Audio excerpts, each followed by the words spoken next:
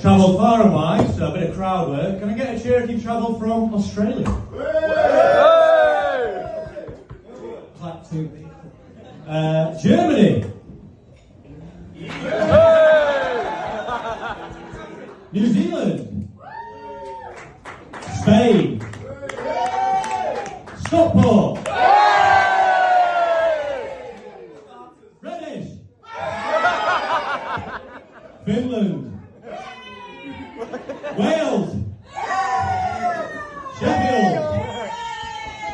Hazel Grove. The Isle of Man. And Estonia.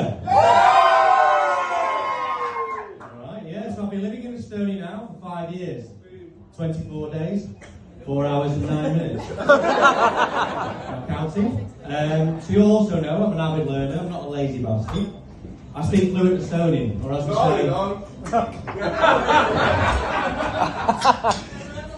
we say in Estonia, ma räägin eesti keelt. In honour of my Estonian bride, family and friends, I will of course be switching between English and Estonian throughout the evening. I can only apologise to the ignorant monolinguists, the English in the room. So I think we can all agree that the ceremony in the church where my own parents got married and myself and my siblings were welcomed into the Christian faith by being christened was absolutely magical. It really was one of the finest moments of mine, hopefully my wife's life. Niin. Mingi midagi, 1, 2, 3, 4, 5. Nõmme, Kadrioru, Kesklinn, Rapla. Ma tahatuks mustkov ja piima ja 2 pekonijuusturuuli ja kerukas. Ja.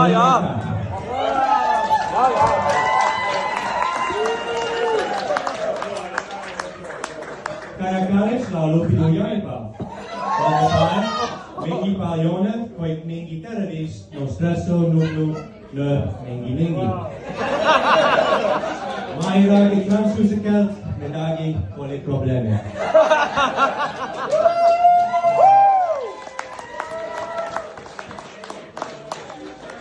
Now, I know everyone speaks English, so I'll continue here in English.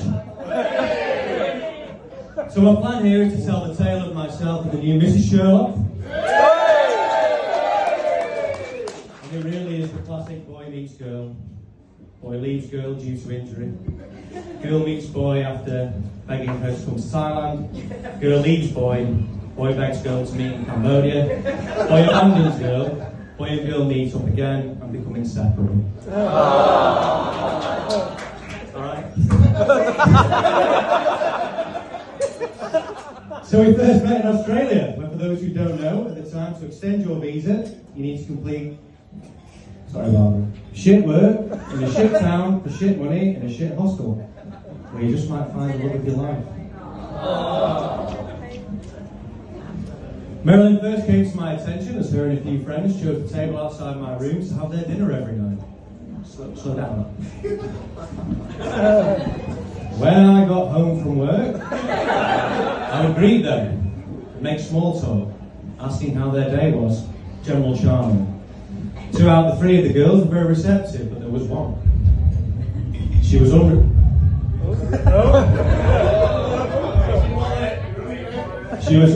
She was unresponsive, mysterious. That's absolutely stunning. The mysterious turned out to be because of a combination of a lack of basic English and Estonians being terrified of small talk. As the days and weeks went by, I was able to draw more and more light conversation out of Marilyn and became friends. I'd be lying if I said I didn't want more.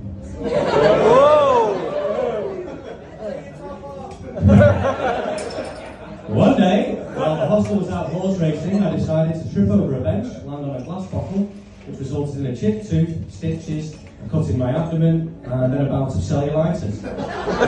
Marilyn then started to take pity on me and nurse me back to health. The plan worked. It wasn't long after our romance began, and for a few short weeks we were something of a night. Due to my injuries, however, I was fired from my job and had to leave, complete my farm work elsewhere. It was time for me to leave. We drove up to the nearest town and had one last night together before Marilyn dropped me off at the airport. We were never to see each other again. my phone in her car, and I had to sprint across the car park to try and catch her car before it left, and I did. And that was it. The end of Joe and Marilyn, a fleeting romance never to be.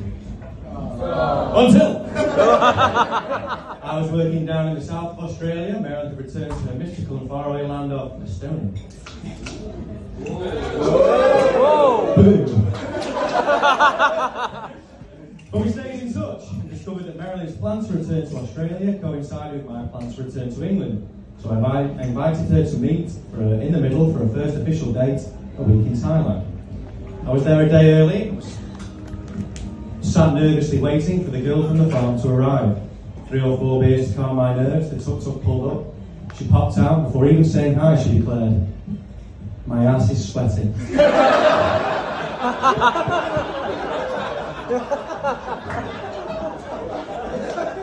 It was. The ice was broken immediately, and we had an amazing week. Even though we went to a lesser-known island near Bangkok because Marilyn didn't want to get an overnight bus with a stranger. So the week ended. Marilyn flew to Australia, I flew to England, and that was it. The end of Joe Marilyn, a fleeting romance never to be. Until we both returned to Australia. I was again in the south on a solar farm, and she was farming pearls up north. We stayed in touch, and as I was headed to Cambodia in early December to meet up with Ben for a couple of weeks, and then my parents, and then the rest of my family and some people aren't here. She agreed, and our second date was set. We met, we travelled, we lived, we laughed.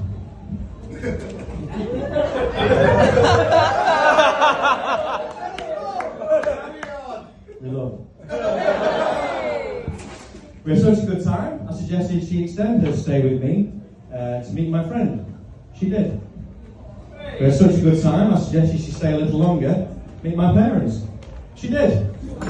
I then suggested she leave immediately because the pressure of an international relationship was too much. And that was it. The end of Joe Marilyn, a fleeting romance, never to be. Until after Christmas with my family, where my mum constantly commented on how my foul mood ruined Christmas, I decided it may be worth meeting up with